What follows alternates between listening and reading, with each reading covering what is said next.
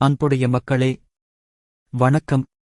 இந்த 2026ஆம் ஆண்டில் நாம் நம்முடைய நாட்டின் எதிர்காலத்தை தீர்மானிக்கும் ஒரு முக்கியமான காலப்பகுதியில் வாழ்ந்து கொண்டிருக்கிறோம்.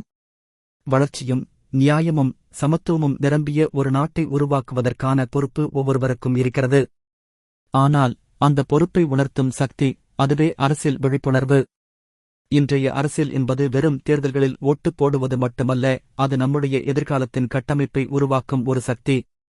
அரசாங்கத்தின் கொள்கைகள் எங்களின் கல்வி, வேலைவாய்ப்பு, சுகாதாரம், பாதுகாப்பு, இயற்கை வளங்கள் போன்ற அனைத்து துறைகளிலும் நேரடி தாக்கங்களை ஏற்படுத்துகின்றன.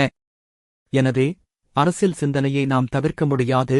ஒவ்வொரு நபரும் அரசியலில் பங்கேற்கும் நிலையை உருவாக்க வேண்டும். மக்களே, முடிவெடுக்கும் போது உணர்வுகள் அல்ல, தகவல்கள் பேச வேண்டும்.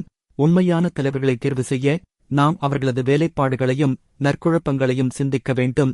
சமூக ஊடகங்கள் மற்றும் பொய்யான பிரசாரங்களை அடையாளம் காண வேண்டியது இன்றைய தலைமுறையின் பெரிய பொறுப்பு. நம் வாக்கு என்பது வெறும் ஒரு காகிதம் அல்ல, அது ஒரு மாற்றத்தை உருவாக்கும் ஆயுதம். இளைஞர்களே, நீங்கள் சமூக மாற்றத்தின் சக்தி.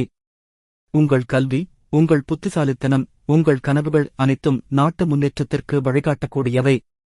ஆனால் அது சாத்தியமாக மாற நீங்கள் விழிப்புணர்வுடன் அரசியலில் ஈடுபட வேண்டும். விவாதங்களை ஏற்படுத்துங்கள், உண்மையை தேடுங்கள், நியாயத்தை எதிர்பாருங்கள். மக்கள் அனைவரும். நமது சமுதாயத்தின் ஒற்றுமையும் நமது தேசத்தின் முன்னேற்றமும் ஒவ்வொரு வாக்காளரின் விழிப்புணர்வில்தான் துவங்குகிறது. இனி நாம் தலைவர்களை தேர்ந்தெடுக்க வேண்டும். அவர்கள் நம்மை அல்ல, நாம் யாருக்கும் அடிமைகள் அல்ல. நமது வாக்கு, நமது உரிமை, நமது எதிர்காலம், இவை அனைத்தும் நம்முடைய கையில் இருக்கின்றன. வாக்குச்சாவடியிலிருந்து வெளியே வரும்போது நம் மனதில் ஒன்று இருக்க வேண்டும்: நான் மாற்றத்தை தேர்ந்தெடுத்தேன். நன்றி, வணக்கம்.